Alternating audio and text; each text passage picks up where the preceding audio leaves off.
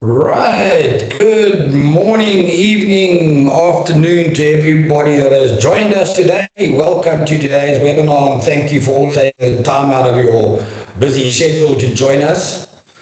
My name is Brian Colling of EnFloTech and I'll be your MC for this session. We're excited to have you as we explore today's tech chat topic, fossil fuels in the 21st century. Wherever you're joining us from, near or far, in South Africa or internationally, we truly appreciate your participation and interest in. Before we begin, just a few quick housekeeping notes. Please, everybody, keep your microphones turned off throughout the session.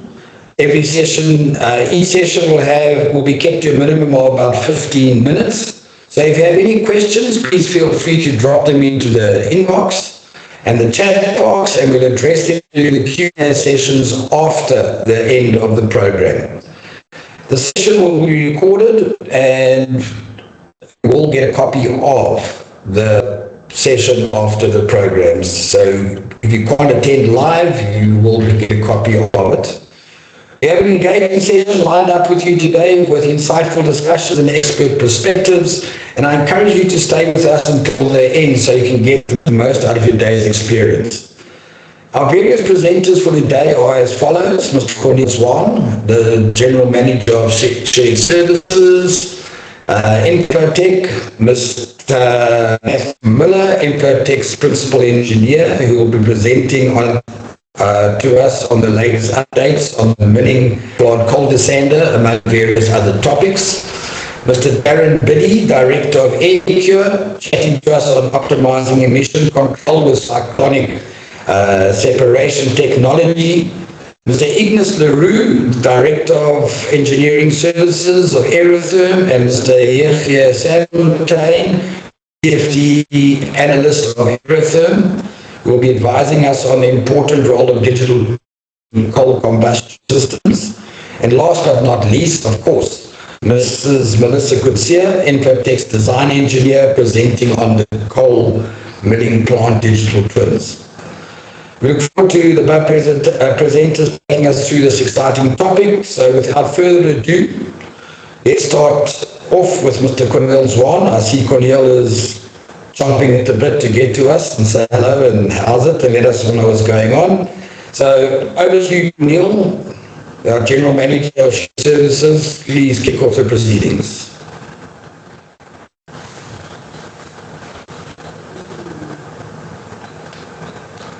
And your microphone's not muted.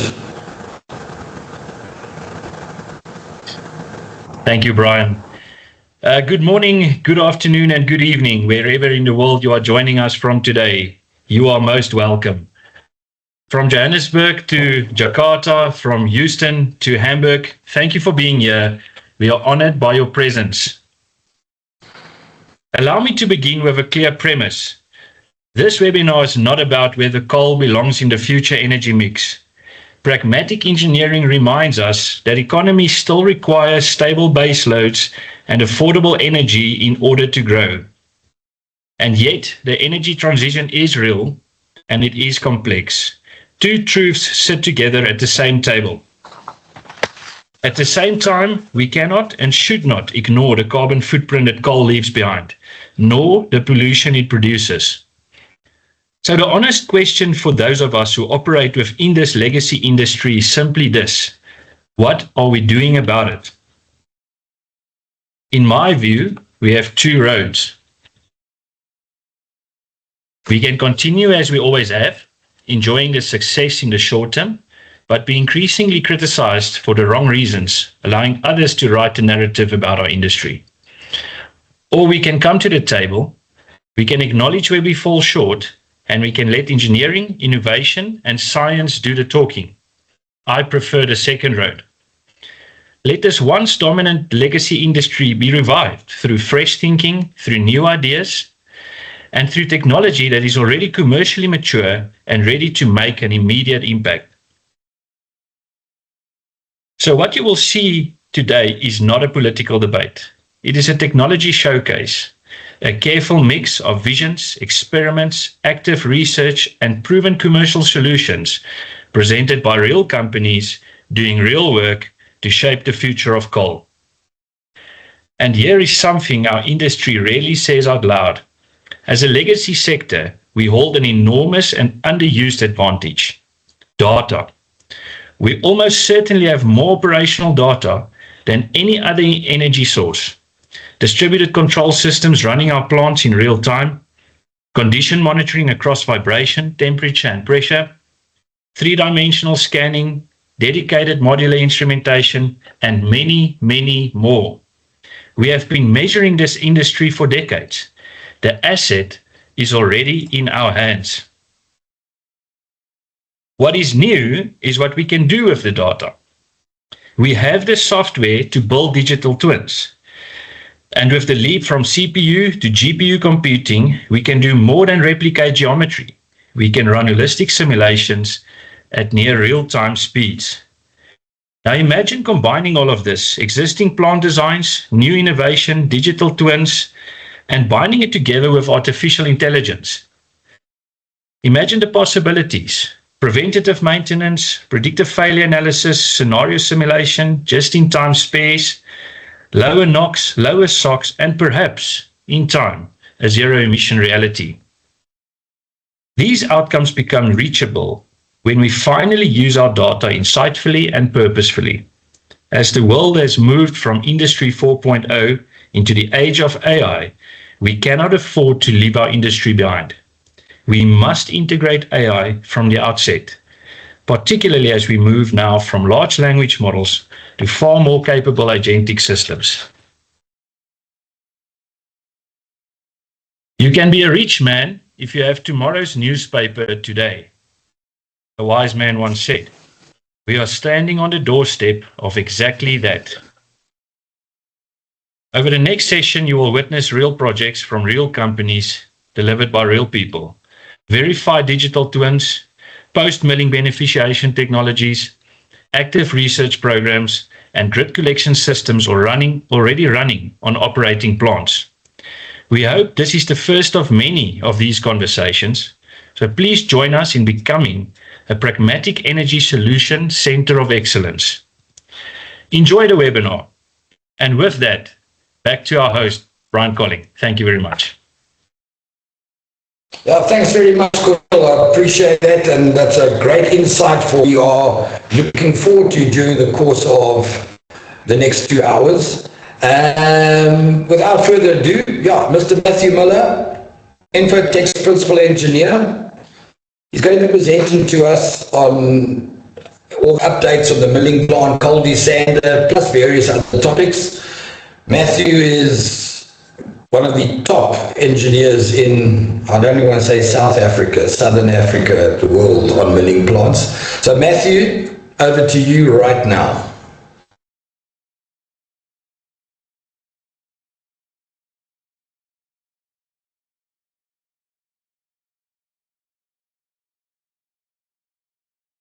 You are there, Matthew. Okay, I just was sharing my screen there. Okay, good day, everybody, and thank you for attending and welcome.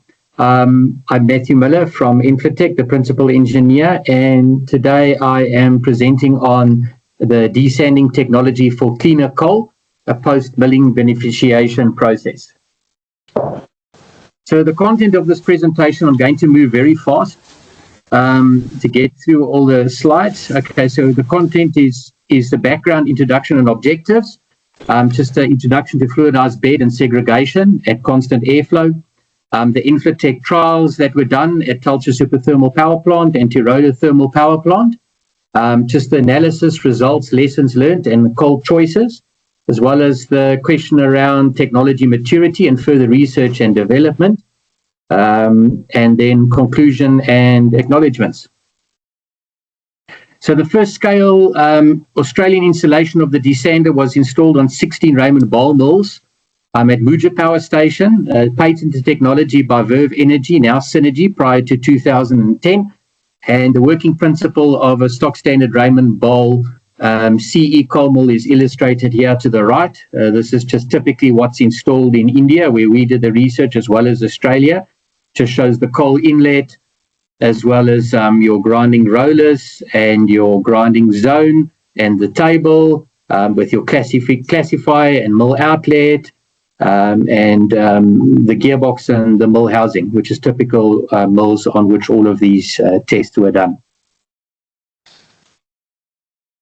So EnFloTech acquired a technology agreement with Synergy to be able to design, build, install, test, and improve on the desander technology. EnFloTech designed 2 trial desanders and installed and tested them at 2 power stations in India. The desander designs were different. One of them had the desander above the Chinese hat and the other one below. The Tulsa thermal power plant desander was below the Chinese hat, and the other Tiroda was above. And this is just a cross-sectional view here on the right of a typical BHEL mill that you find in India. This one just shows one of the rollers installed. This has got a dynamic classifier, but it's typical mill that the tests were done on.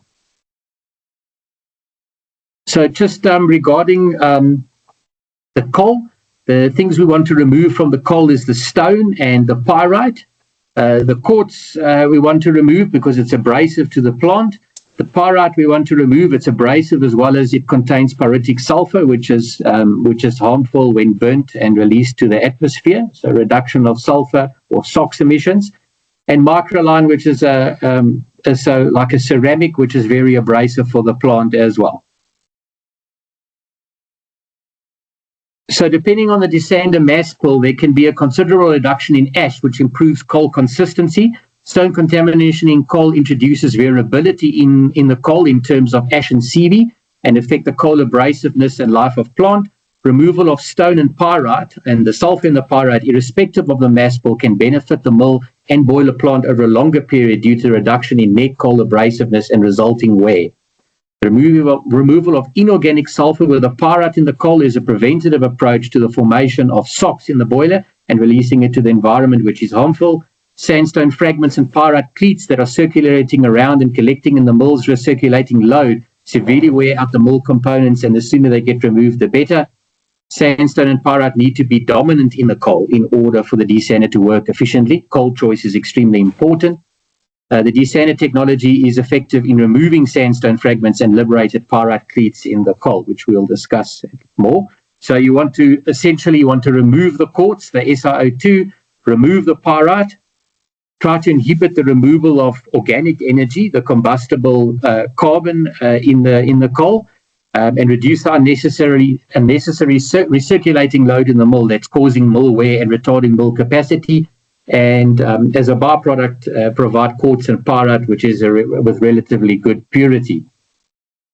Fluidized bed and segregation. The existing desanders work on a dry-based fluidized bed principle, but with constant airflow. These were the 2 desanders installed in India. By capturing the coal after it was ground to a pulverized state, it allows more mineral and sand particles to detach from the carbon due to the fine grinding process that takes place in the mill. With a higher degree of liberated minerals released by the pulverization of the coal, the desander captures these particles in a manifold. By introducing the air, either tapped off from the coal PA duct or by supplying it through an auxiliary blower, which was the case with Tiroda and Tulsa, through the bed of particles, the particles start to move and react as a fluid. Suspension of the particles in the fluid.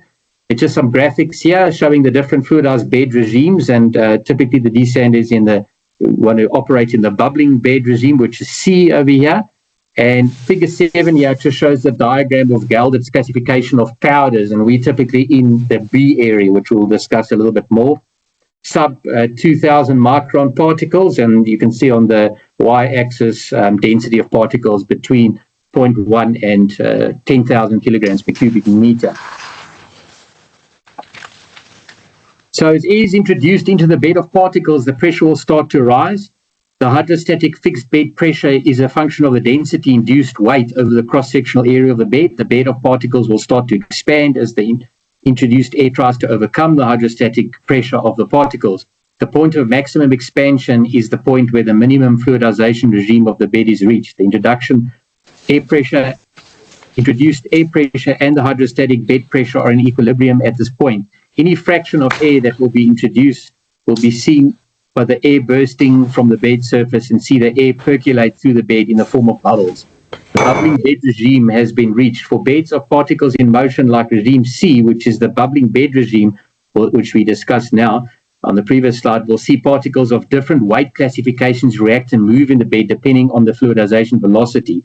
Numerous studies have shown that when the particle size is within a 2000 micron range, which is exactly what is fed into the desander through a wedge wire screen, and below that, the weight dominance is density based. So you separate in those conditions based on density and not size. These particles are called Galded B classified particles and are in the vicinity of sub 2000 microns. So in the application of the desander, the material will be liberated pulverized fuel in a Galded B classification fluidized in the bubbling bed regime. The desander operates in the bubbling regime for maximum segregation with liberated PF containing high density minerals, quartz, silica quartz and pyritic sulfur, and low density carbon rich particles. When fluidized in a specific way, a segregation of density can take place. So the factors influencing the rate of segregation is bubble rise velocity, bubble size, addition of perforated plates, and particle Galded classification. These desanders are also built with perforated plates. You can see here in figure 9 the effect of a perforated plate breaking up a bubble and leaving the high density jetsam layer behind. By controlling the bubbles, the segregation can be controlled. As the gas rises through the bed of particles in the form of bubbles, the bubbles will tend to coalesce and form larger bubbles. This is not ideal for segregation, as the larger bubble will move rapidly and mix the bed instead of segregating. By adding perforated plates, the bubbles will be spread out over the cross-section of the bed. Segregation will be favorable. During segregation, the lower density particles will move towards the top of the bed and form a lower density layer called the flotsam layer. The high density particles will accumulate at the bottom of the bed and form a high density layer called the jetsam layer, which is exactly what's extracted through the desander.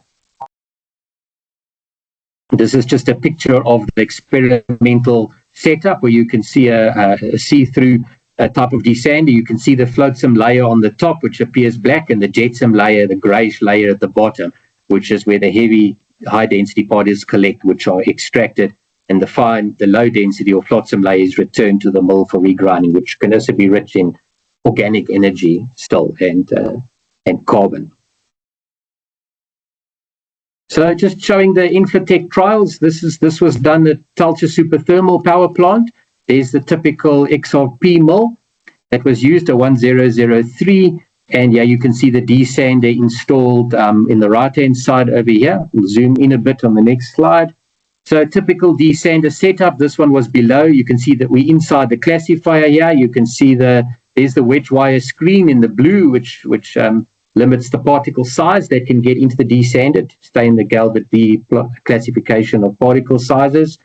You can see the perforated plates as well as the nozzles for the fluidization and the single extraction. And this was the Tulsa Superthermal one, and you can see a picture of the mill here at the right side with the desander installed. In terms of the Tiroda thermal power plant desander, this was built above the classifier Chinese hat, multiple extraction desander with vibration as well. So the Tulsa Superthermal Power Plant, some of the lessons learned here as well is that the coal supply was not the best choice for desanding. The trials that we did had low pyrite, low quartzite, low abrasive wear index, high ash, and low CV, and it was a type of bar-carded coal. The desander performed relatively well under the circumstances from a discard quality point of view. Variables during testing included mill throughput, discharge delay time, and discharging time, and speed. You know, trying to run a batch process versus a steady state, steady flow process. You'd prefer a steady state, steady flow process, a continuous process for real-time results. Because boilers and mills are real-time service providers. Desander discard rates at the good quality needed to be increased. So one of the limitations on the research was that the discard rates were not high enough. So fluidized bed segregation rate was a limitation. Some pulverized fuel pipe blockages experienced on this desander installation as it was designed. The benefit of the power plant was limited based on the above and the coal being used, type of coal being used. The desander discard density was closely monitored for increase to determine values to ensure jetsam layer was removed with the preferred minerals, and lab tests were done on site for carbon in refuse and CV. So SGS in India did the chemical analysis of the coal and desanded discards, the proximate analysis, ultimate analysis, and the X-ray fluorescent analysis, the ash elementals and forms of sulfur. And we were assisted by Chris van Alphen from the CI group, where they've developed a coal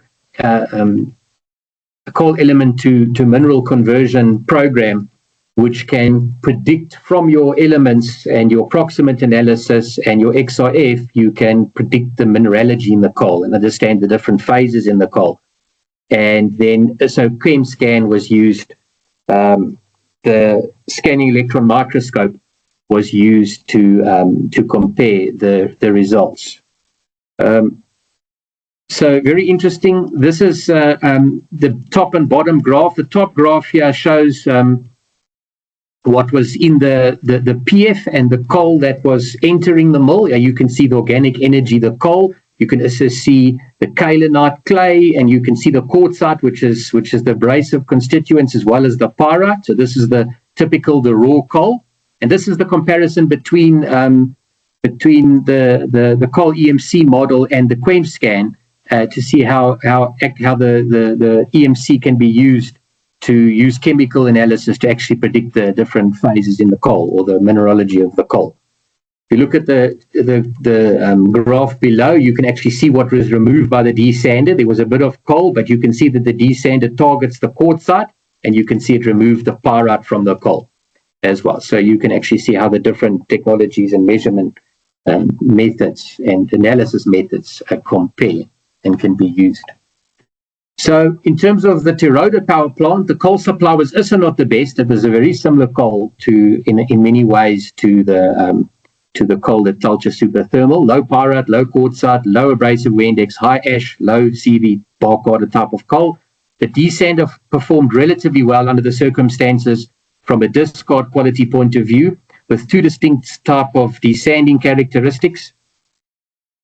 One setting selectively removed liberated pyrite cleats and nuggets, and the discard consisted of 40% pyrite, which was excellent, 29% quartzite, which was excellent, and 5% kaolinite. And the other setting on the desander provided 42% quartzite, 9.8% pyrite, and 10% kaolinite, which was better set up for removing abrasive particles than the actual pyrite. So the reduction in pulverized fuel total sulfur and abrasiveness was minimal, also due to the low discard mass pull and the coal choice.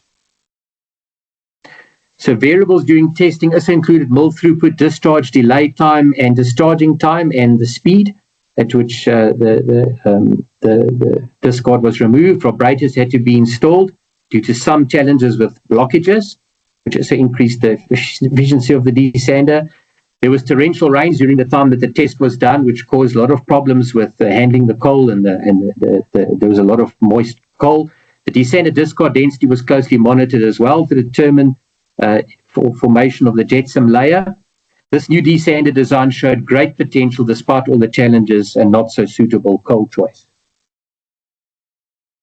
So lessons learned in terms of coal choice, in terms of selecting a coal which you can desand: coal with high iron and high sulfur and the presence of high amount of pyrite, coal with high quartzite and low alumina, a very high SiO2 and Al2O3 ratio, which means kaolin will be less, thus a large amount of free quartzite, which is highly abrasive. Run-of-mine coal that should be used and not washed coals, which is actually good news. The presence of coarse sandstone in coal usually means the presence of coarse pyrite, which also can be liberated and removed efficiently by desanding. Coal with a largely inconsistent abrasive wear index ranging between 200 and 1,000 milligram iron over a period of time is normally a good candidate, through a nugget analysis. Bar-carded coal can be difficult to desand, which was the case with both coal types for the tests, due to very fine layers of organic energy and minerals, and have to be ground very fine to separate the pyrite and carbon and minerals, so are not good candidates. Technology maturity and further research and development.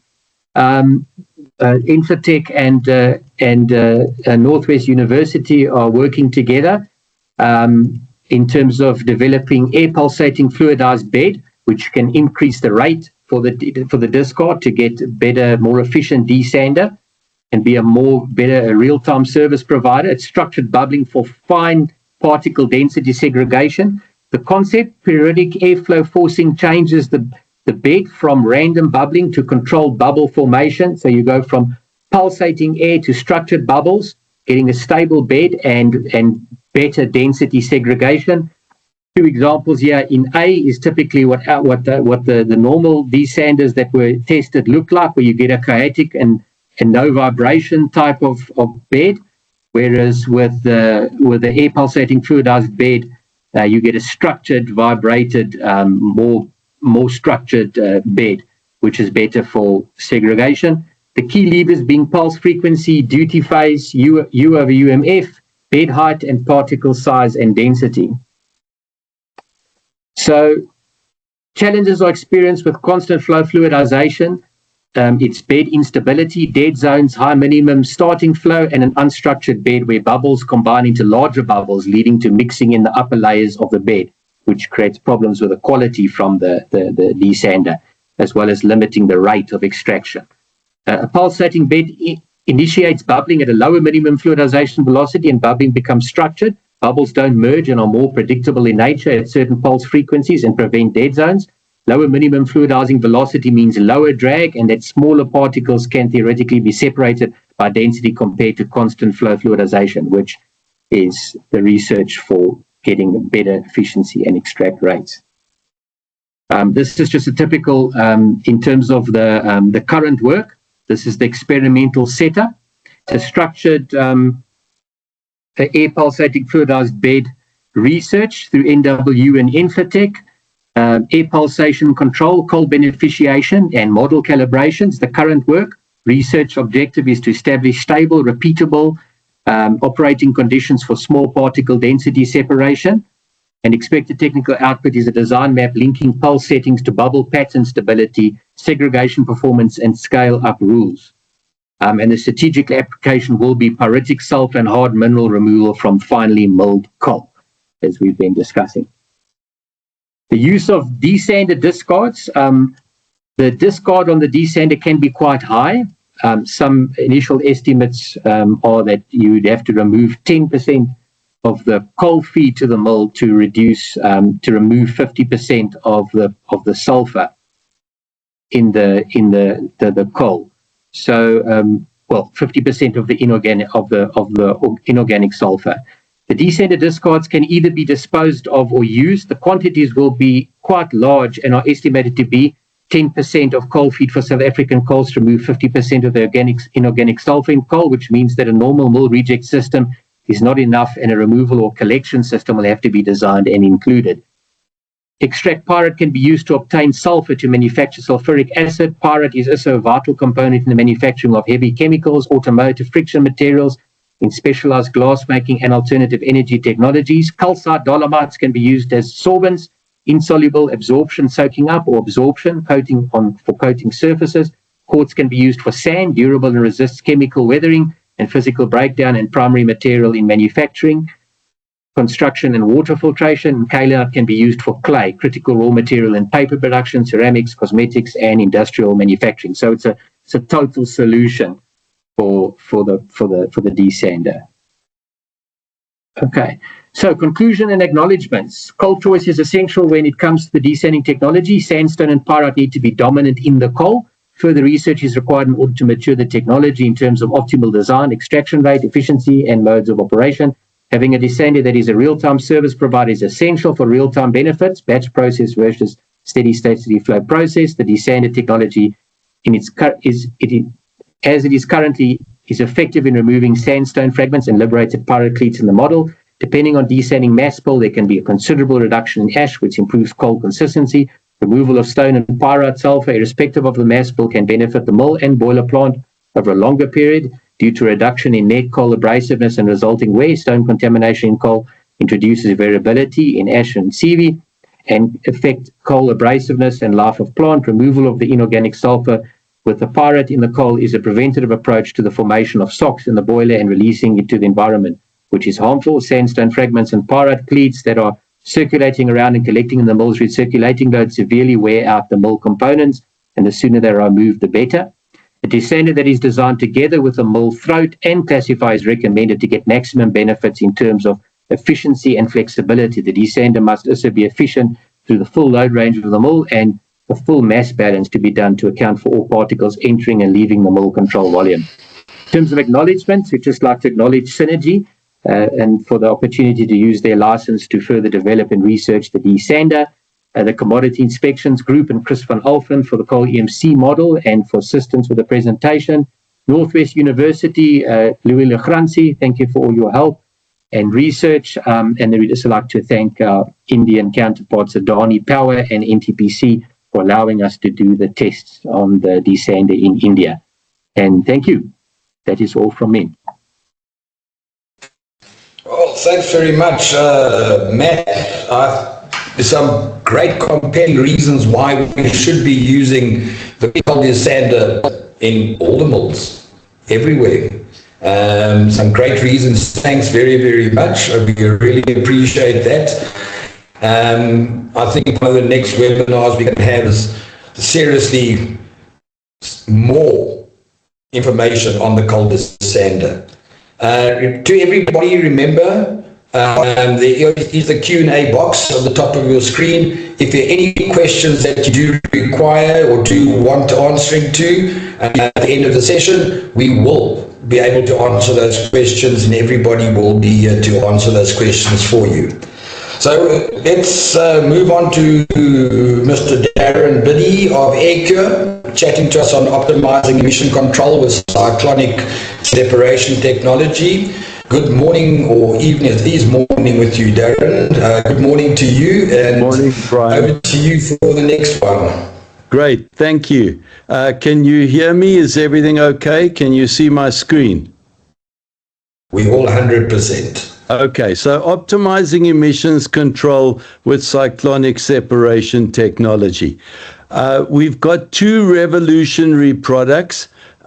We have what we call the cycloduct, which is an individual inline horizontal cyclone, and the cyclogrit, which is a bank of these cyclones. So, but the bottom there is pre-filtration. So this is to if we can remove the big guy, the heavy, bulky, coarse particles out of an airstream, we feel that your existing filter systems, be it a baghouse or ESP, with less of a bulk thing, I don't mind fighting the guy on the right. So the best form of pre-filtration is cyclonic separation. We didn't develop it. Isaac Newton and Christian Huygens about 400 years ago. But what we were looking at we were creating a cyclone for underground in gold mines. So we couldn't use the traditional vertical cyclones. There was just no space, and it wasn't easy to duct to it. So we had to create something that wasn't there before. This is it's an inline cyclone that basically just, you take a piece of ducting out, you slot this in, and there's no moving parts. So it's a very simple, you have a blade on the left-hand side, and you'll see it's a fixed blade. So that will create the spin. As the air is drawn through, it creates that centrifugal movement towards the outside of the chamber, and your clean air continues through while we separate the heavy particles or particles with mass. So here's just a video of how it works. You'll see that it's simply, you remove a piece of ducting. We've got various blades that can, but you'll see the separation. So it spins, the particles with mass will move to the outside, be removed out of the airstream, and your cleaner air goes through to your secondary filtration system. So this can be adjusted or added to any existing system or all new designs as we go forward. We've CFD'd this to death. We've probably done 40 or so different models at different densities, different types of materials, different particle sizes. So we've got a lot of research on this. This is how it would work. So you typically rig a cycloduct on the ground, you pull it in, you remove a piece of ducting, this is then slotted in, and you'd have the discharge down to some sort of a holding tank. We did at the bottom then pneumatically feed that to a silo. But just to give you an idea of what type of particle we can remove with these cyclones, it's quite important to kind of map.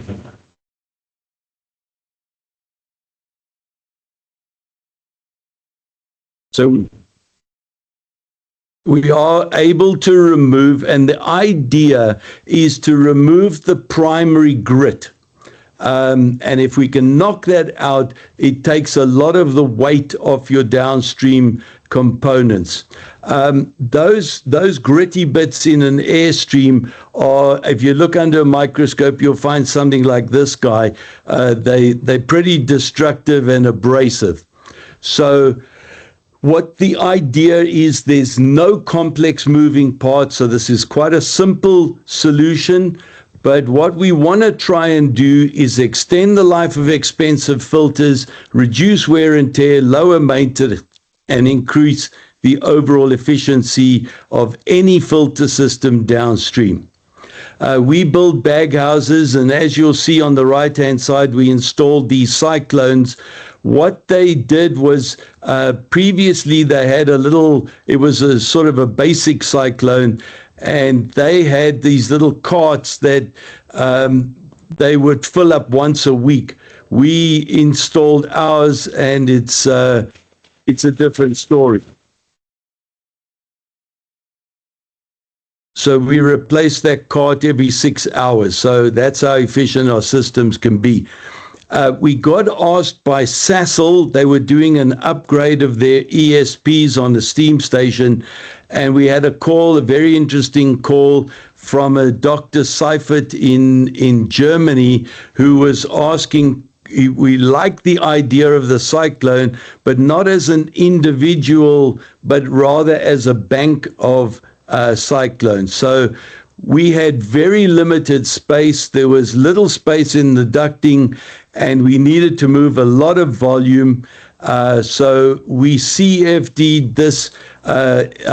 Ignis and his team at Aerotherm, who's going to speak after this, they spent about 6 or 7 months on developing this, but there are no moving parts in this except for the screw feeders at the bottom.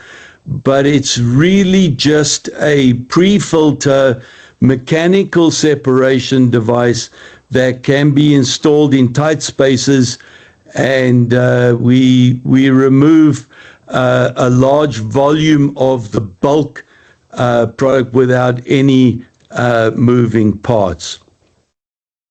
We removed about 57% of the bulk particles. And we also had to be very creative with the type of materials. We had to get a hard-wearing steel. We had to it had to be made modular so it could be installed. I crawled inside the duct after 6 years. There's been zero maintenance, no replacement of anything. And I was actually wondering whether there would still be blades in it. But after 6 years, apart from a bit of rust, the things are all still intact. I'm going to give you a really lousy video. It's a bit noisy, but it's just to show at the bottom of the cyclones what ash we're dropping out. It's about 7 tons an hour.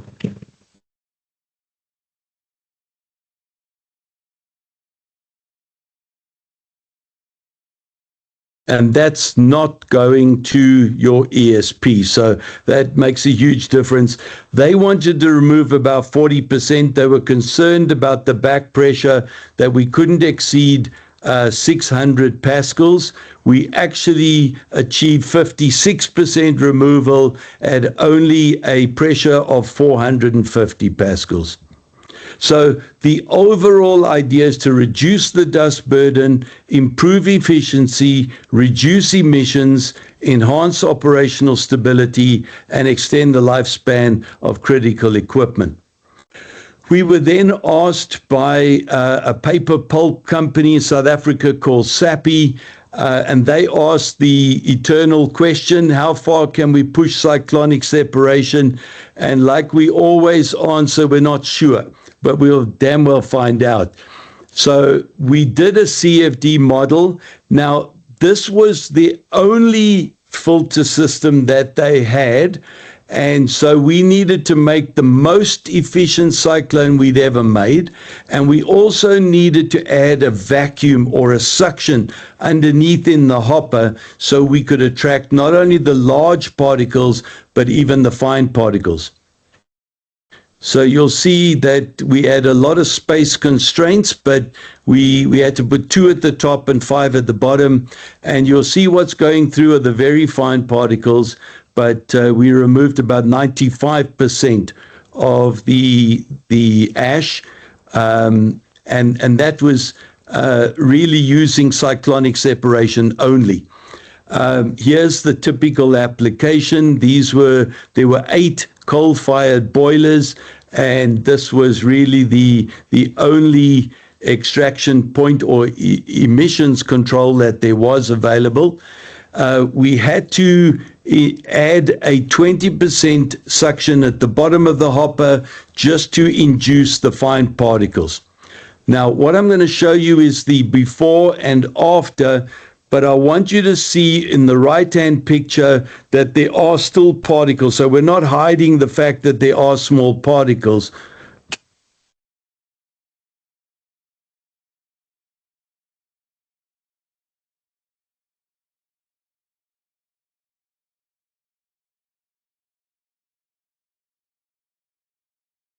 But using cyclonic separation only, this was about 4 days before we installed the pneumatic feeder to the silo, but we extracted about 128 bulk bags of this really fine.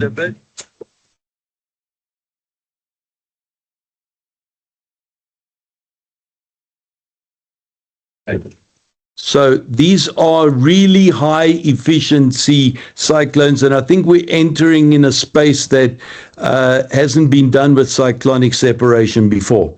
A local company, Eskom, is our only power provider in South Africa, and we started opening up a door to them, and we've started talking to them, and we identified a site at Letaba Power Station where we did with aerotherm. We identified an area where we could install a bank of cyclones. We did all the particle tracking. This was a preliminary study. It wasn't a fully intensive study, but we did do the air tracking, and we had to check that we were getting an even flow. And there was a really nice even flow going to the ESP after the cyclones. And then we brought in the particles, and without any major optimization, we were able to remove about 40% of the large bulk particles. And this is just a study. It's not been implemented. It's just an example of what could happen at a power station. We want to stress that this is not just a theory. This has been proven. It's been tested, and we have got this patented in 72 countries around the world. So we're pretty proud that it's a South African idea and product. And we think hands down this is pretty good value for money, in that it's a simple solution that could have a large impact on improving the outcome of the emissions, and also taking the weight of bag houses, ESPs, etc. So we think it's pretty good bang for buck. Einstein said that everything should be made as simple as possible, and if you can explain it to a 10-year-old, and the 10-year-old explains it to another 10-year-old, you've got something that is as simple a solution as possible. So thank you for your time, and I really hope this was of some benefit to you. So thank you. Darren, thank you very much. And once again, compelling reasons why we should be looking in the future of thermal power, the cyclonic separation technology, and the way forward. Cool. Worldwide Thank and you. internationally. Thank you, Thank Brian. you very much, Darren, and yeah, looking forward to having a chat with you sometime Thank again you. soon. Thank you. Just again, once remember, there are questions coming in. We will do those questions after the presentations. Now to hand over to Mr. Ignace Leroux and Mr. Sadfontein of Aerotherm. Chatting to us of digital twins in coal combustion systems. I know Yehia will be joining. Yeah, he's joined us. Ignace and Yehia. Over to you at the moment. Thank you, Brian. I'll be starting off the presentation on Aerotherm side, and I'll be handing over to my colleague here about midway. So let me share on my side. We can get going.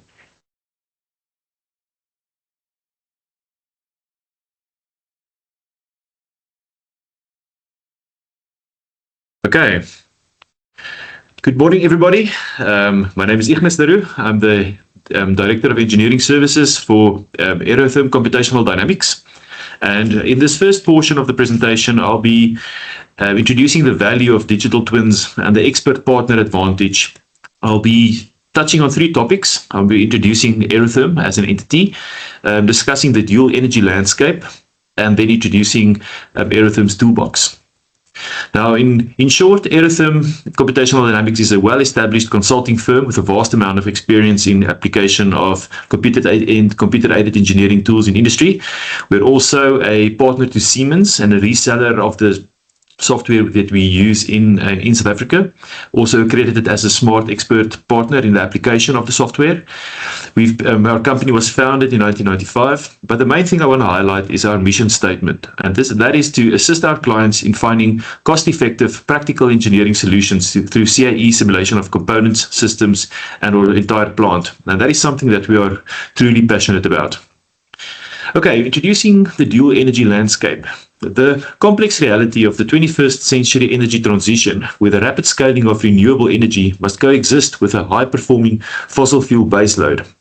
In this environment, the challenge shifts from simply running coal plants to transforming them into highly flexible, hyper-efficient assets that can bridge the gap between traditional generation and a decarbonized future. Now, there's several challenges that accompany this landscape, and I want to try and touch on why high-fidelity digital twins are necessary to navigate it.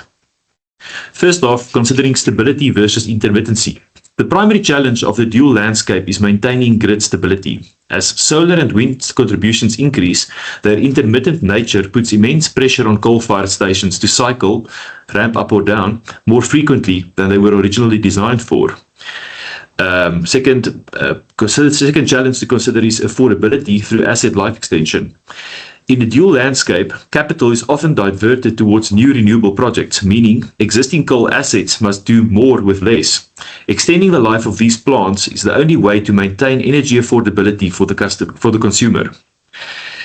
Moving towards efficiency as an environmental imperative, in the 21st century, the license to operate for coal depends on minimizing its footprint. The high-fidelity twins are essential for squeezing every percentage point of efficiency out of the combustion process. process. And finally, looking to the future, considering the bridge to AI. The dual landscape is the era of data-driven decisiveness. High-fidelity simulation is the best way to generate clean synthetic data needed to train artificial intelligence. Now, if we try to use these challenges which we've introduced and see where can CAE or computer-aided engineering help to shape the solution. Firstly, considering the intermittent nature, high-fidelity digital twins allows engineers to simulate these transient states in a risk-free environment. Looking to life extension, CAE enables precision maintenance and targeted upgrades. Traditional maintenance is reactive or based on broad schedules. As digital twins built in Star CCM Plus can be used to predict exactly where problems might arise. Instead of replacing an entire system, simulation can prove that a localized modification can restore efficiency at a fraction of the cost. Again, considering efficiency, by creating a digital twin of the furnace, EnFloTech can model the chemistry of the flame itself. High-fidelity twins are essential for squeezing every percentage point of efficiency out of the combustion process. And lastly, again, looking towards the future, while a CFD model today might take hours to solve, it can be used to create a reduced order model, a simplified AI-driven version of the twin that runs in real time. In the future, this AI bridge will allow a plant to automatically tune, for example, its ACC fans based on ambient weather conditions and grid demand, ensuring the plant is always operating at peak efficiency. Now, I want to take a moment to just introduce our toolbox, Siemens SimCenter Star CCM Plus. Now, SimCenter Star CCM Plus is the premier computational platform used by EnFloTech to build high-fidelity digital twins. It is distinguished by its ability to simulate products and processes operating under real-world conditions, providing a level of virtual insight that physical instrumentation cannot match. Unrivaled multi-physics integration. And that gives it provides unrivaled multi-physics integration, and EnFloTech utilizes it to solve complex simultaneous physics, including reacting chemistry, multi-phase flows, and conjugate heat transfer, all within a single simulation. In short, Star CCM Plus is the mechanical heart of our digital strategy. It provides the computational stability and physical realism required to ensure that the 21st century energy transition is built on a foundation of proven, optimized performance. Now, at this point, I'm going to hand over to my colleague, J.G. Serfontein, and he'll take you through some real-world examples. There we go. Thank you, Ignis, and good morning, everyone. And thank you for the opportunity, EnFloTech team. The first theme I'm going to touch on with regards to the benefits of a digital twin within the power generation sector is around combustion dynamics and boiler aero. Now, in boiler modeling, we typically utilize CFD to test, validate, and gain insights that were previously difficult to come by. But to do so with limited assumptions and high accuracy, a holistic approach should be considered. The key point is that you cannot accurately simulate coal combustion without including the surrounding auxiliary systems. The boiler, furnace, air supply, distribution boxes, and the mill and classifier are all tightly coupled. Now, each of these components introduces its own flow structures, pressure losses, mixing behavior, and temperature effects. These are not secondary details. They directly influence the combustion regime inside the furnace. So with the goal of attaining accurate boiler prediction, you gain system-level understanding, which can steer you in identifying inefficiencies that were previously unknown. So molds and classifiers are critical to combustion quality. For low NOx burners, controlling the particle size distribution is essential, as it directly affects ignition, flame stability, and pollutant formation. Now, a digital twin helps identify zones of excessive wear early, enabling mitigation strategies and extending component life. The result is improved combustion efficiency and reduced downtime. Integrating molds and classifiers into a digital twin safeguards both hardware longevity and the consistency of the entire combustion process. Now, pulverized fuel distribution is a key factor in stable combustion. Since one mill often supplies multiple burners, it's vital to understand how the PF stream is split through the riffle box. Uneven distribution can disrupt flame stability, raise emissions, and accelerate wear. A digital twin makes these flows visible. Using CFD, you can extract metrics like velocity and particle concentration and test mitigating structures virtually.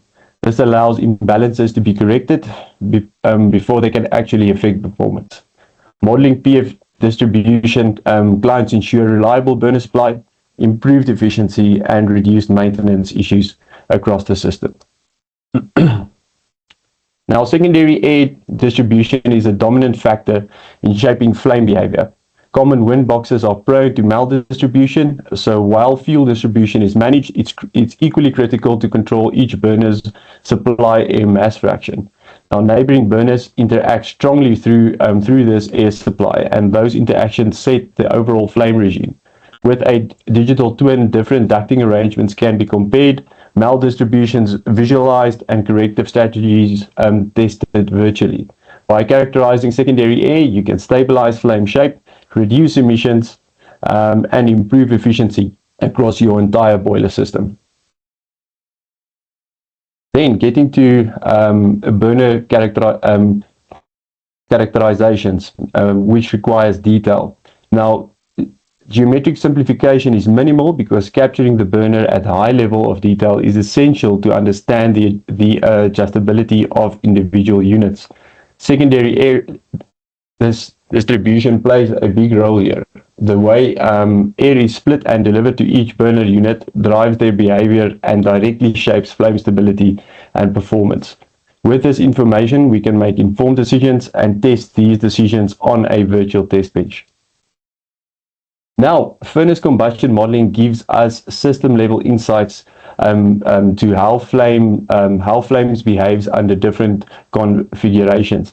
A key objective is minimizing unburnt carbon in the ash leaving the boiler, while also managing the thermal profile and oxygen distribution to reduce thermal NOx production. With a digital twin, the entire operational envelope can be evaluated, including the impact of running outside designated ranges. This allows users to see which metrics contribute to fouling and inefficiencies and test corrective strategies virtually. Now, fly ash erosion can also be assessed within SimCenter Star CCM+. Boiler aero directly affects wear and efficiency. The relative layout of neighboring tube banks create local acceleration zones, which drive fly ash erosion and shorten certain component lives. And now, with a digital twin, these aerodynamic effects can be assessed in detail. CFD modeling makes it possible to evaluate explicit piping layouts and compare screening options, balancing flow resistance and dampening energy within the ash phase. Now, getting to my second theme, auxiliary systems. Here we can see two classical examples of air heaters, a tubular one and a Rothermüller. Now, air heaters are vitally auxiliary systems, and digital twins allow us to capture them in remarkable detail. Now, large-scale simulations like this tubular air heater with over 156 million cells, we can model the clean gas, the flue gas, and the explicit tube geometry. This level of characterization delivers accuracy. In this case, thermal predictions match his historical data test with 95% accuracy. Now, air-cooled condensers and natural draft cooling towers are highly sensitive to wind loading, which can disrupt performance and efficiency. With a digital twin, large-scale CFD simulations make it possible to predict these effects in detail and test mitigating strategies before implementation. By modeling condenser platforms and towers virtually, you gain a clear view of airflow and temperature distribution under varying conditions. This predictive capability ensures more reliable operation and a reduced risk of performance loss. Now, getting to my third theme, which is emission control. Now, fabric filter plants are central to emission control, and the regulations around emissions are very, very strict. Now, with Star CCM+, we can explicitly model thousands of bags, up to 8,000 in this case, to understand airflow, temperature, and ash impingement at large scales. Now, pulse jet fabric filter plants involve complex physics that can now be captured with digital twins. CFD simulations make it possible to assess airflow, pressure and velocity inside the filter housing, giving insights into how the pulse penetrates within each bag. This characterization helps operators understand bag pulse penetration depth, predict wear, and optimize pulsing efficiency. By modeling these dynamics virtually, users gain foresight into performance and can extend bag life while maintaining compliance with the emission standards. Now, electrostatic precipitators are highly sensitive to flue gas and particulate distribution. Maldistribution usually leads to uneven collector field loading and corona quenching, which reduces the filtration efficiency. Now, with the digital twin, these sensitivities can be captured and addressed. Modifications can be tested virtually to improve ash coverage across the inlet screen without even disturbing the gas field. This modeling ensures ESPs operate reliably, maintain efficiency, and meet emission standards even under challenging conditions. Thank you. I heard we are answering questions at the end of the session, so thank you, EnFloTech team. Great stuff. Thanks, Yechia, and thanks, Ignis, for that's a great presentation. And yeah, we'll be coming back to you soon, most probably also during the question and answer session. Questions are coming in. So yeah, let's look at it for later on. And without further ado, Mrs. Melissa Kutza of EnFloTech on digital twins. Welcome, Melissa. Good morning, everyone. How are you today? No, I'm good. I'm just quickly going to share my screen and then just go into presentation mode. Yeah, no, carry on. As we're all running great time at the moment, so no problems at all. And we're all looking forward to your presentation. Okay, thank you, everyone. We've covered a lot of ground today. Matthew on the desander, Darren on emissions control downstream of combustion, and just before me, Ignis and Yechia on the combustion and boiler side twin itself. I'd like to take you one step further upstream to where the fuel is actually prepared. The mill is where this whole story starts. What arrives at every burner, particle size, moisture, uniformity is determined here. Get the twin right at this stage and every step downstream has better ground to stand on. Okay, so here's the shape of the next 15 minutes. Why we build mill twins, how we build them, a few cases where the model and the plant agreed, and then where this is heading. AI, emissions, and the energy transition. Okay, so mills are unforgiving assets. They operate in hot, abrasive environments with very little instrumentation telling us what's happening inside. When something goes wrong, we're on a throat, a mill rejecting more than it should, an unexpected pressure drop, finding out costs us. Strip the mill, lose availability, or run degraded until the next outage. Digital twins lets us see inside an operating mill without opening it. Once we can see, 5 things change. We can predict where will happen and how fast relative to baseline, shifting maintenance from a calendar exercise to a condition-driven one. We can find and reduce mill pressure drop, directly lowering fan power and auxiliary load. We can optimize particle classification and fineness, what every burner downstream cares about. We can de-risk design changes and fuel conversions, including the coal to biomass conversions we've delivered overseas. And then we can troubleshoot operational problems without crawling into the mill. Ask the question in software first, then on plant second. These translate directly into availability, throughput, energy, and emissions. So where do we apply it? Across all the main vertical spindle mill designs. This includes ring and ball, tie and table, roll and track, on call and biomass duty, plus tube mills. We also model the auxiliaries, the desander fluidized bed, hoppers, and extraction pipe components Matthew presented, plus PA ducting, exhauster fans, and transfer chutes. Anywhere air particle behavior matters, we can simulate it.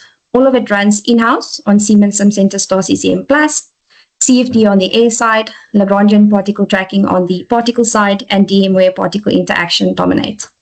The point isn't the list, it's the range. The same capability underwrites a third redesign, a classifier modification, a descended prototype, or biomass conversion. And every twin feeds back into our manufacturing line or CNC Algem and Litanzi workshops, turn the simulation into hardware. We're not starting from scratch on any of them. We bring pattern recognition built over many moles, fuels, and failure modes, and in-house fabrication and machining capabilities to build whatever the twin tells us to. How do we build a mill twin? There are 4 stages, plus the 1 step that earns the twin its name. We start with whatever the client can give us. Sometimes a full set of baseline drawings, sometimes a mill we reverse engineer through manual measurements and 3D laser scanning during an outage.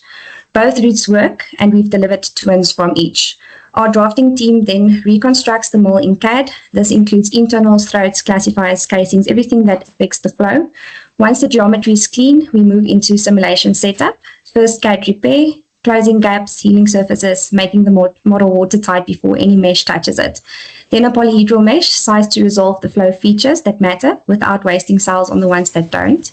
Then boundary conditions, which include the inlet temperatures, flow rates, particle properties, everything the solver needs to know about how the mill is being operated. Then we solve. CFD for the air, Lagrangian particle tracking for most of the particle physics, DEM where the application calls for it. And then comes the step that earns the twin its name. We validate. We compare the model against measured site data, which include pressure drop, airflow distribution, wear patterns on inspected components, finer samples. The model only becomes a twin when it agrees with reality on the things we can measure. The question at the end is simple. Is the model trustworthy enough to inform a design change or quantify a pressure drop improvement before we cut metal? If yes, it earns its place. If not, we iterate. Now to a few validated cases. The first is a ring and ball type mill we worked on for an overseas client, one of our strongest validation cases. On the left, you see the original baseline thread next to our version 5 thread. The line integral convolution plot makes the difference in flow behavior visible. The bar chart top right is the CFD prediction, which is a 2 kPa reduction in mill differential pressure. We manufactured the port ring, installed it, and measured the results. The 2 scatter plots below are the in-service DCS data, pre- and post-modification. The 2 kPa reduction was achieved post-modification, and that headroom enabled the feeder speed to be increased. 2 kilopascals predicted, 2 kilopascals achieved. That's the validation moment. The higher feeder speed translated into an average 13% increase in core throughput. So predict, design, manufacture, install, measure. And the plant responded the way the model said it would. The second case is closer to home, a roller and table type mill for a local client. Here the story is where, happening in 2 places at once. On the left of the slide, the 2 images at the top are CFD wear plots of the loading frame, with the A-frame loading beam and cylinder 1 marked. The CFD modeling showed flow impingement onto these components. It's not shown here, but it's what drives what you see here. The shaded regions are the predicted wear areas. The view on the left is the baseline. Heavy shading across the frame. The view on the right is with our version 5 design thread installed. Predicted wear significantly reduced. The photo bottom left is the correlation. Actual wear on the loading frame, exactly where the CFD predicted for the baseline. Now to the right of the slide, the 2 photos top right are the threads in service or removed off the service. Worn, hollowed out, well past useful life. The 2 images bottom right are the CFD wear plots of the thread itself. Heavily shaded one is the baseline, lighter is our version 5. The same flow field wearing the loading frame is destroying the thread, and the version 5 reduces both. So it's 1 flow field, 2 failure modes, 1 integrated fix. We attack both at the source, which is the thread geometry. Our version 5 rotating thread changed the flow direction and reduced peak velocities, lowering the direct impact on the loading frame.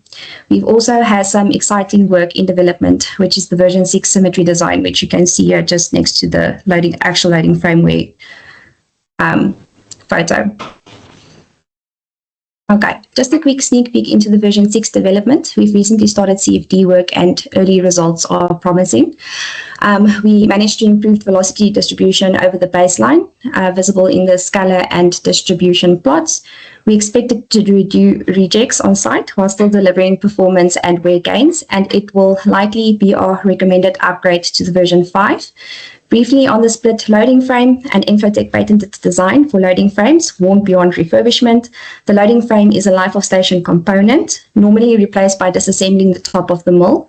Our split design lets it go in through the existing inspection door, which then delivers a fraction of the downtime. The version 5 and version 6 throat prevents wear, whereas the split loading frame fixes it after the fact. Okay, so far the version 5 has taken care of the throat and loading frame wear, but flow doesn't disappear, it simply relocates. What the version 5 actually did was shift the wear of the high-cost loading frame onto a much lower-cost component, the Pro Protection box. That's already a net win. Failure moved onto something cheaper and quicker to replace, but the CFD work didn't stop there. The photo bottom left is the actual failure, a Pro Protection box eroded through in service with seal air leaks and coal ingress as the symptom.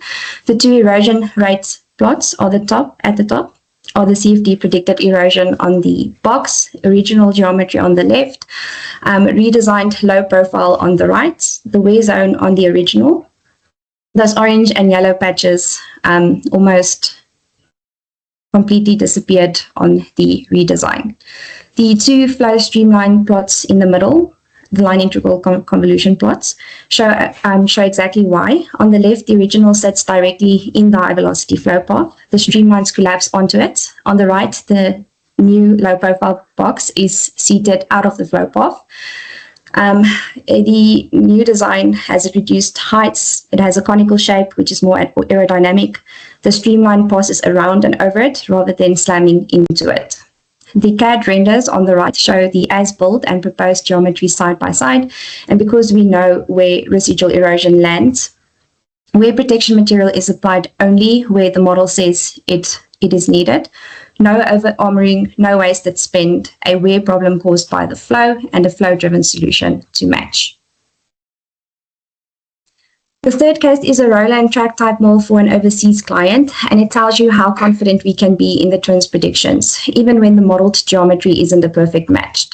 We used a scaled modeling approach. The inlet conditions measured on the actual plant, we mapped onto a larger Big Brother version we'd already built. Same family, same operating principles, close but not a one-to-one. The bar chart bottom left compares our version 5 vane wheel design against the baseline. The model predicted around an 18% reduction in mill differential pressure. When we installed the version 5, the DCS time series top left recorded a 28% reduction in mill DP. Furthermore, a 34% in mill ratio was achieved, 16% in hot air damper position, noting an additional 2 kilograms per second of PA flow on this mill and 18% in motor power. The photo bottom center is the proof in the rejects, large grey rock, almost no pulverized fuel. Now for the methodology point. The model predicted 18%. The plant delivered 28%. That's a gap of about 10%. And crucially, we underpredicted. Even with approximate geometry, we land within 10% of the plant result on the conservative side. Exactly the side you want to err on when sizing a fix and committing capital. The mill ratio, damper, and motor power improvements are additional wins the plant recorded, confirming that the version 5 design is doing what the model said and more. So once again, predict, design, install, measure, and the plant tells you the truth. Okay, then the fourth and final case is another local mill, this time ring and ball. The focus moves from the throat to the classifier and from the mill to the whole system. The bar chart top left shows the design exploration, total pressure drop across the mill and classifier through 4 iterations. We started at the base case of 2,176 pascals, worked through the version 2 pre-swirl teardrop kicker and primary kink ending at 1,540 pascals. The CFD images below show large eddy currents in the original which is then replaced by streamlined flow in the final design. The result is on the fan curve in the middle, a 3.2 kPa reduction in system resistance and a 400 kilowatt reduction across both PA fans. That's 400 kilowatts less house load. More net megawatts to the grid or improved finance for better combustion downstream. The CAD render on the right is just the as fabricated or in production form of ultra high performance static classifier. When the twins design improvement propagates through the whole system, rather than staying localized, the whole plant runs cleaner and cheaper to operate. Okay, that then brings me to where this is going. Up to now, I've talked about digital twins as something we built a one-off model for a specific mill to answer a specific question. That's where the value lives today. It's not where the value will live in 5 years. The shift is to a living twin. That same validated model running continuously alongside the plant, fed by instrumentation already on the asset, updating as the mill ages, the fuel changes, components wear, and sitting on top an agentic AI layer that does 3 things. It advises operators in real time. The twin sees that shifting the classifier settings, so it's 15 kilowatts, or the thread wear is trending higher than baseline, and recommends backing off primary air by 2%, a recommendation the operator can accept, adjust, and override. It predicts failure before outages. Maintenance moves off the calendar and onto condition. A classifier bearing isn't replaced at overall. It's replaced when the twin flags it at 87% probability, 6 days out, with time to plan and no surprise trip. And it optimizes continuously as conditions drift. As core quality biomass blends and load profile shifts through the day, the twin recalculates the best set point in real time, and the AI applies them with the operator's authority. When confident the simulation backbone exists, so does the data backbone. Our growing database of more operational data built up across the plant gives every new twin real-world baselines to validate against. The AI tooling is maturing fast. What it takes now is discipline. Instrument the plants, validate and trust the loop. Same engineering working continuously alongside the people running the plant. That's the operation side. The second side of the dream is the one I think you'll find the most interesting. Every presenter on this program has talked about a different stage of the same chain. Now imagine those aren't separate twins, but a single twin chain. Mill, combustion, emissions control, all live, all linked, all aware of each other. A change that the mill propagates through the burner, the furnace, the flue gas, the stack, in simulation before it's made in reality. The natural endpoint of what every speaker on this program has started building. What does this unlock? It unlocks lower NOx because better fuel preparation in mill means more uniform distribution to the burners, fewer local hotspots, and less thermal NOx.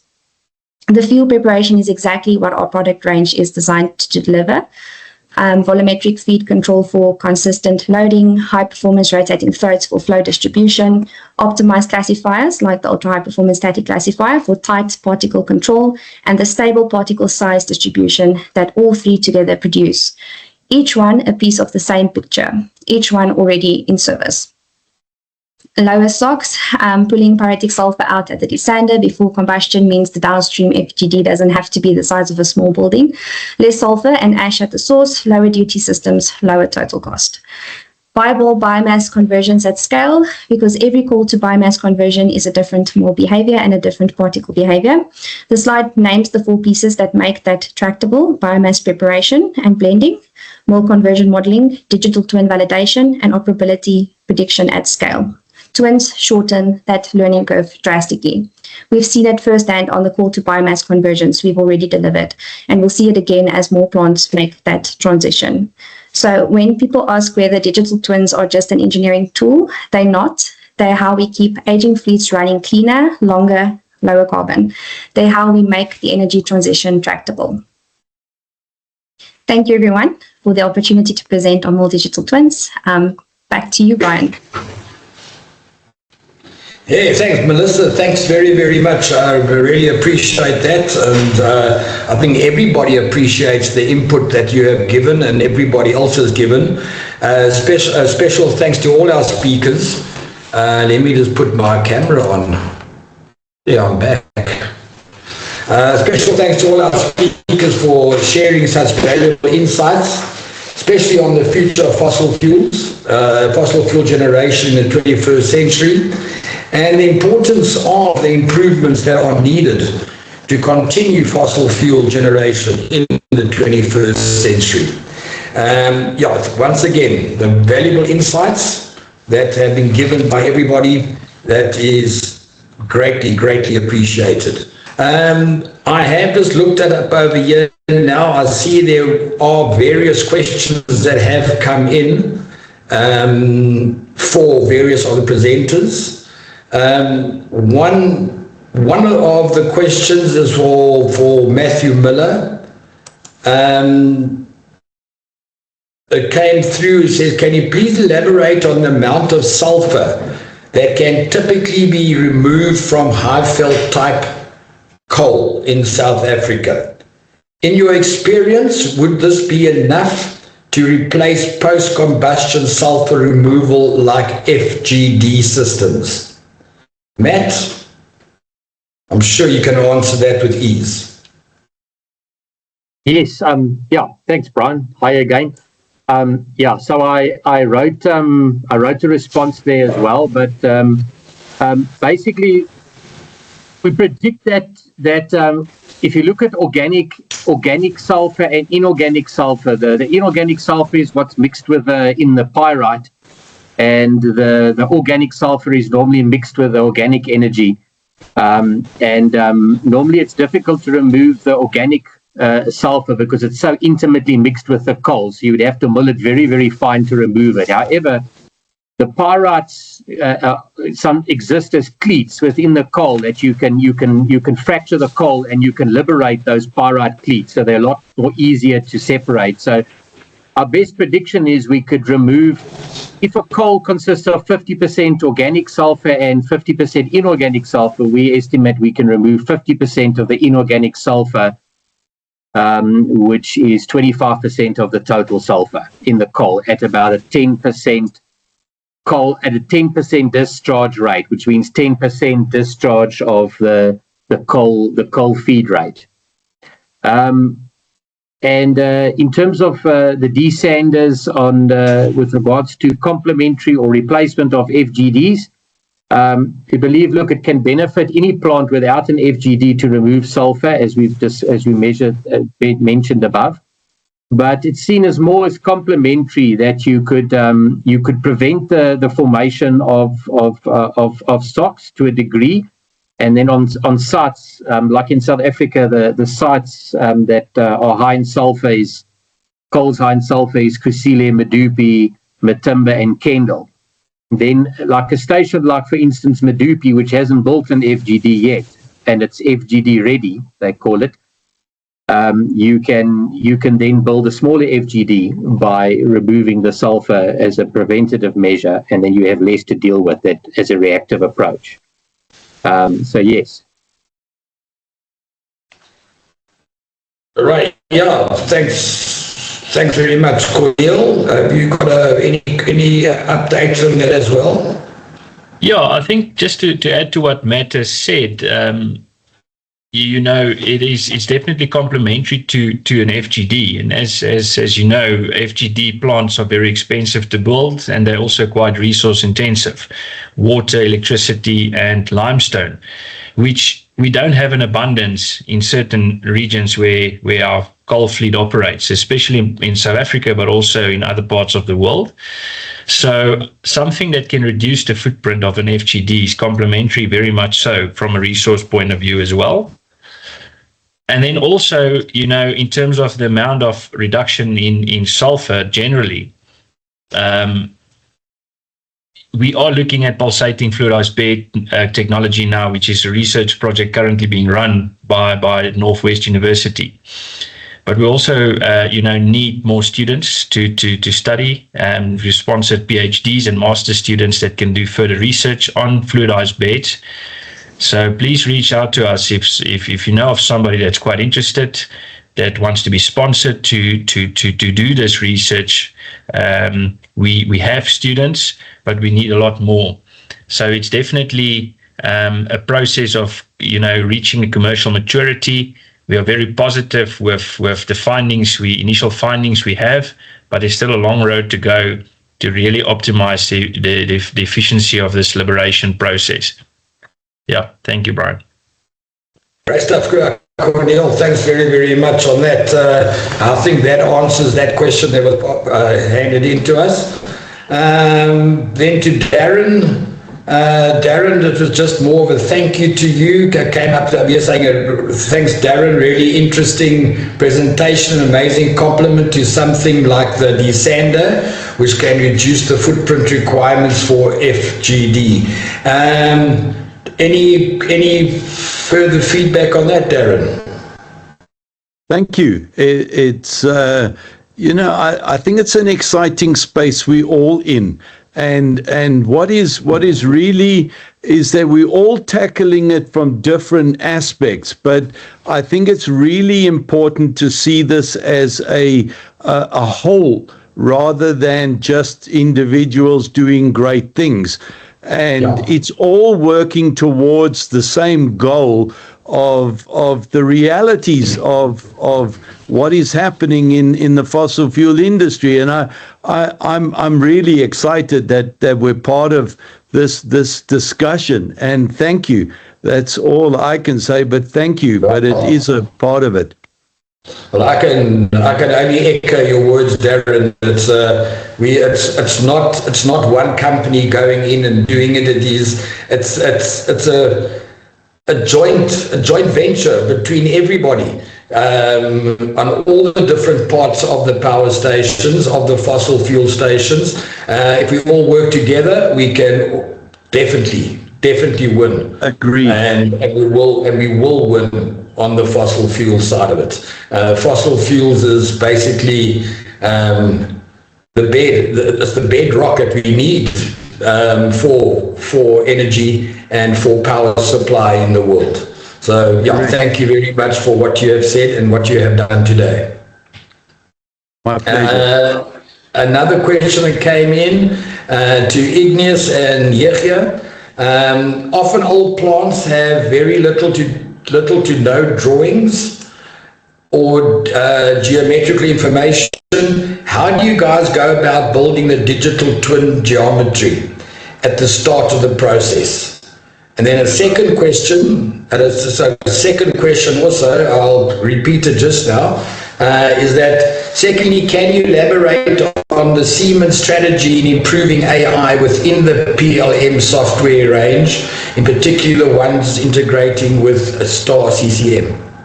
Thanks, Brian. Thanks, Cornel, for the question. I'll take the first one and then I'll hand over to my learned colleague to answer the second portion. In terms of, as you know, any model, it's absolutely critical to make sure that we build it off of something that's representative of the actual installation. So if in the absence of drawings, we normally either, let's say, do 3D spatial scanning to obtain the information if we can get access, or physical measurements. So we'll if we have access and it's possible, we'll climb in and measure up the model manually, let's say the system manually, or we'll do 3D spatial scanning. That is our first go-to, let's say, approaches in the absence of drawings. Over to you, Yechia.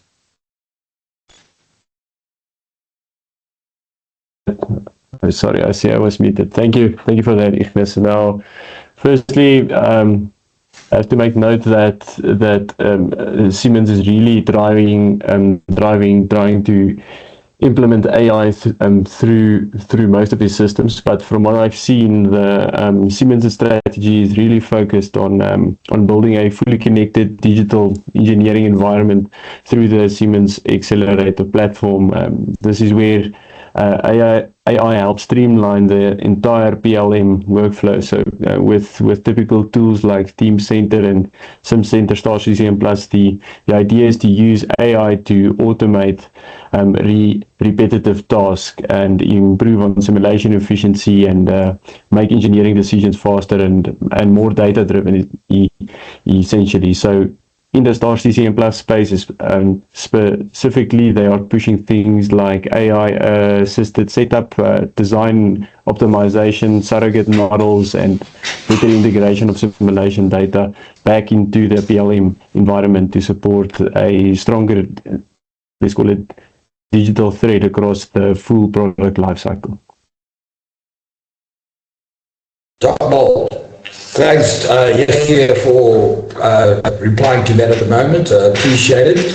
I see the last question that just came up a few minutes ago was from Shanae. Thanks, Melissa, for what you presented. What is needed for complete boiler? Let me read that again. I can't read it at the moment. Thanks, Melissa. With what you presented, what is needed for complete boiler low NOx upgrades? shouldn't that start be in the mills? Okay. Yes, Yes, Brian, I'm here. Thanks, Sinead, for that question. I'm just going to answer it briefly. Yes, the mill is the right place to start. If the fuel arriving at the burners isn't uniform in fineness and evenly distributed, the low NOx burners and overfire air downstream can't do their job properly. So the order is mill first, then burners, then overfire air, and finish tuning. And a linked twin chain lets you prove each step before spending on the next. I hope that answers the question. Cornel, I know this was also your brainchild. I don't know if you want to add on to that. Yeah, I see. Yeah, Cornel, you also, carry on, Cornel. I've got some more questions here for Melissa also, but please carry on with that in the meantime. Yeah, I think a mistake we see being made often with NOx reduction is that people try and approach it isolated, isolate a certain part of the combustion system and upgrade that, and the magic answer.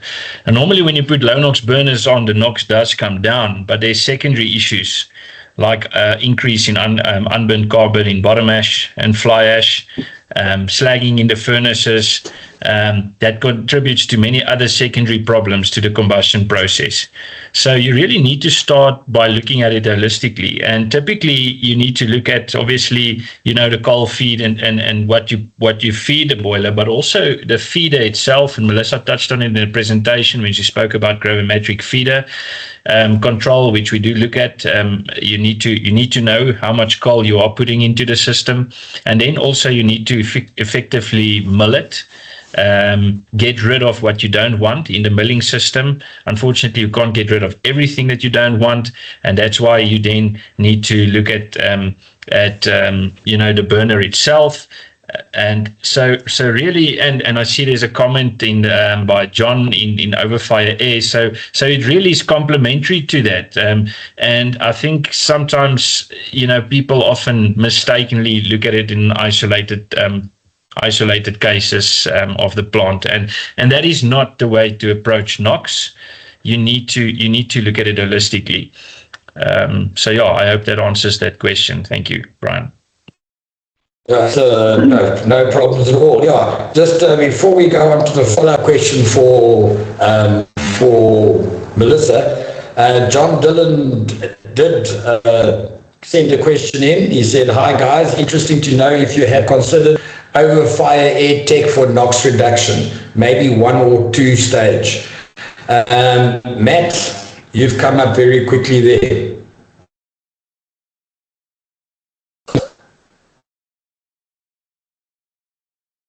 Yes, Brian.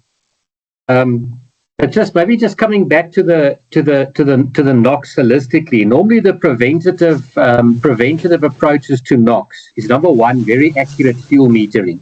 Things like gravimetric feeders, things like that. Very accuracy of fuel metering, because you want to stage combustion.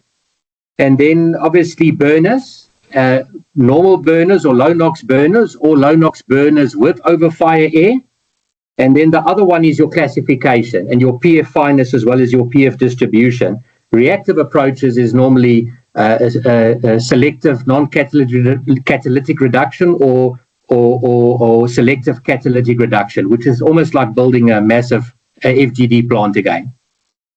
So in terms of the question around NOx reduction, is the question specifically about South African boilers as such? Just in terms of where there is overfire air, I think just in Eskom's context, currently this side, the culprits with high NOx were initially power stations like Kriel, Matla, Tatuka, and Majuba. And there were projects that were done. I think out of those projects where I think Eskom did studies in the past where they did in terms of a price study to see what was the most feasible way of reducing the NOx. And for the older power stations, it was just the low NOx burners, with the exception of Matla, where they included overfire air. When Medupi and Kusile were built this side, they came out standard with overfire air. And then all the the tea-fired furnaces in South Africa here don't really have a major NOx problem. That's Matimba, Arnott, and Kendall Power Station. And Arnott in the past with the ASAP, they installed low NOx burners on the tea-fired furnace as well. I don't know if that maybe answers some of the question. I think that answers pretty much what John has asked for. John, if you are out there, if you need any other questions, give us a shout and see if that does answer your questions. But in the meantime, while that is carrying on, there's a follow-up question for Melissa. Do you believe that the AI to integrate the first question does exist, like Claude, etc., to code this type of digital twin running alongside the mill, as you would need constant data being fed, or do you believe this needs to develop more before we can get there? So, Brian, my answer would be on that the building blocks do exist today. Reduced audit models, there are surrogate networks and agentic frameworks like Claude already mature enough to sit on top of a validated CFD twin and run continuously. What's not quite there yet is the plant-side discipline, the instrumentation, density, data quality, and validation loops needed to trust the twin's recommendations in real time. So I would say it's less of an AI gap and more an integration and instrumentation gap. Cornel, I don't know if you would like to add something there. Yeah, I think you're 100% right, Melissa. I think the tools are already there. And what you see a lot of the large tech companies do these days is they build their own systems with AI. So that is what we envision here as EnFloTech and with our partners Aerotherm and AirKear, providing solutions to assist this vision is to really take a tool, an AI platform, or developed our own based on the signature or fingerprint of basic large language models, and then develop it into a system where we can bridge that gap that Melissa said.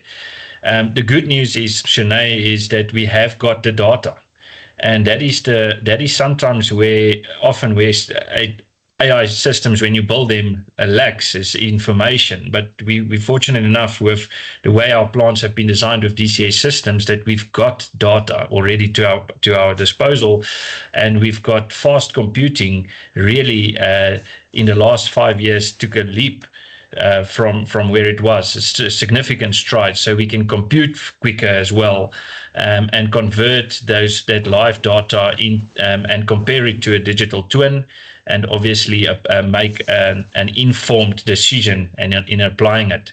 I think our biggest challenge, as Melissa also said, is to trust it, and it's probably going to be quite a human resource challenge to get an operator to trust what the AI system says it must do as human beings. So maybe that is one of a lot bigger challenge than the technology itself, but it's definitely available.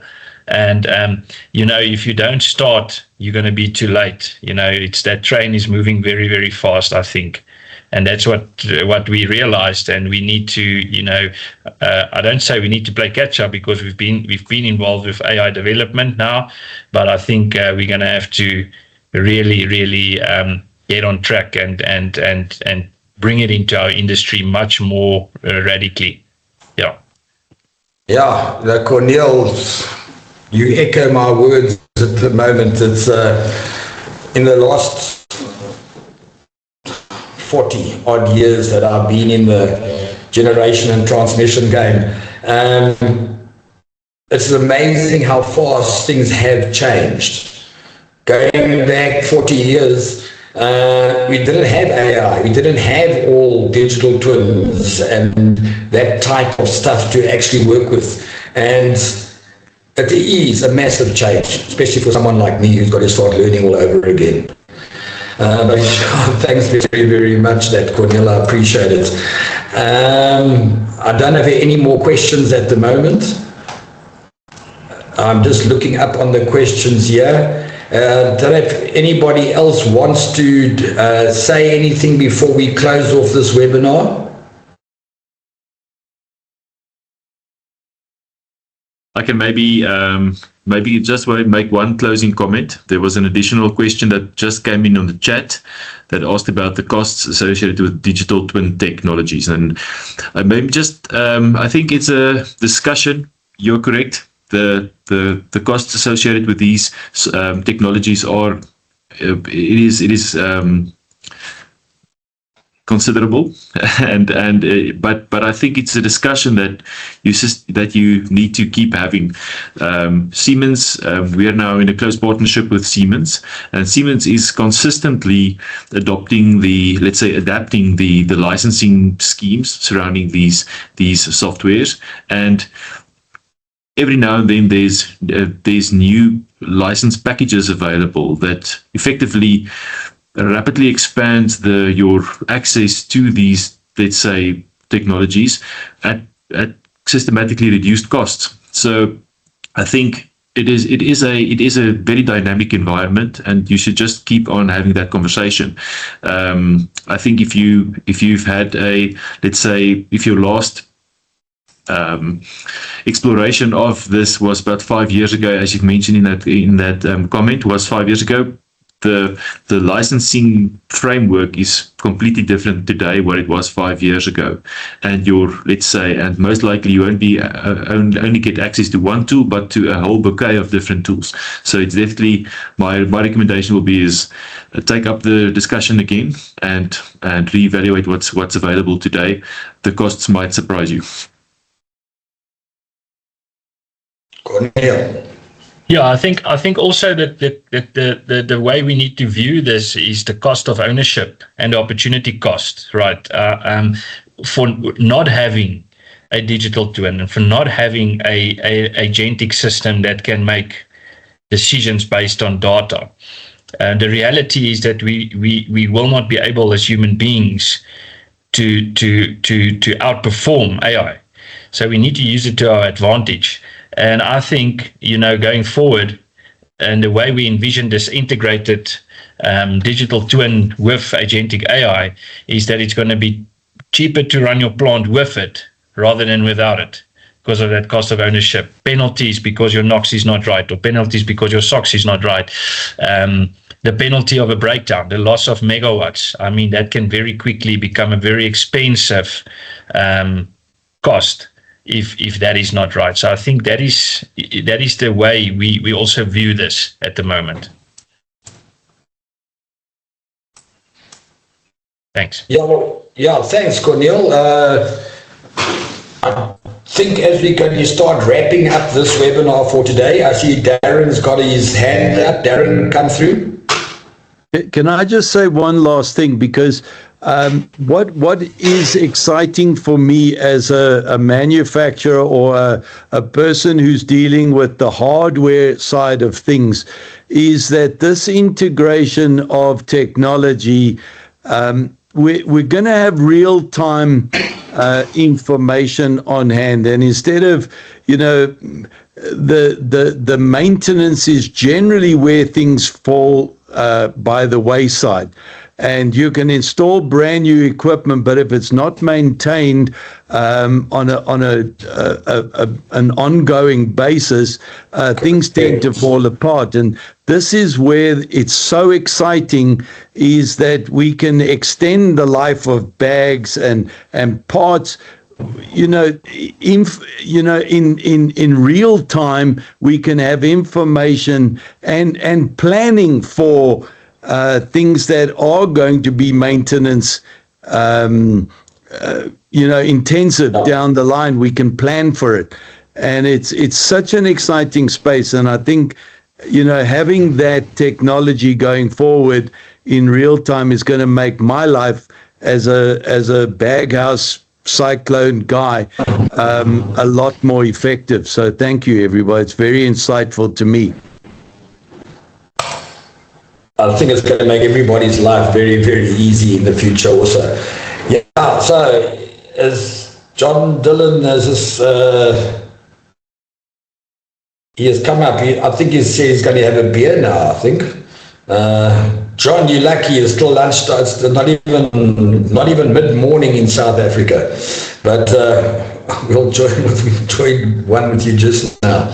Well, thanks everybody. Just for this, as we wrap up this tech chat that we have had for the last nearly 2 hours. So as we come to the end of today's webinar, I'd like to just take a moment to thank everybody, all the presenters, all the people that have joined us. A special thanks to all our speakers once again for the valuable insights, and to all our participants for the time, your encouragement, and your fantastic, thoughtful questions. We hope that you found today's session both informative and inspiring, and looking at the future of thermal power, 21st century and going forward. If you have any other further questions and would you like to continue the conversation, please don't hesitate to join us. And yes, happy birthday, John. We definitely will have a beer with you later on. You will be receiving a follow-up email shortly with resources, recordings, and additional materials. So keep an eye on your inbox for everybody. On behalf of the entire team of EnFloTech, Aircure, and Aerothin, thank you once again for being part of today's session, and we look forward to seeing you in the next events. This is the first of very, very many that we will be having on various subjects, and I know that it's going to get better and better, and the people will improve. But a fantastic turnout today and a fantastic one. And we will be doing this again tomorrow for the other hemisphere, I think the Western Hemisphere. We will be doing it again tomorrow night at 6 o'clock South African time. So on behalf of the entire team, thank you very much. Have a wonderful day ahead. And from looking out the window, a very blue-skied but cold South Africa, to everybody wherever you are in the world, have a safe day and stay warm.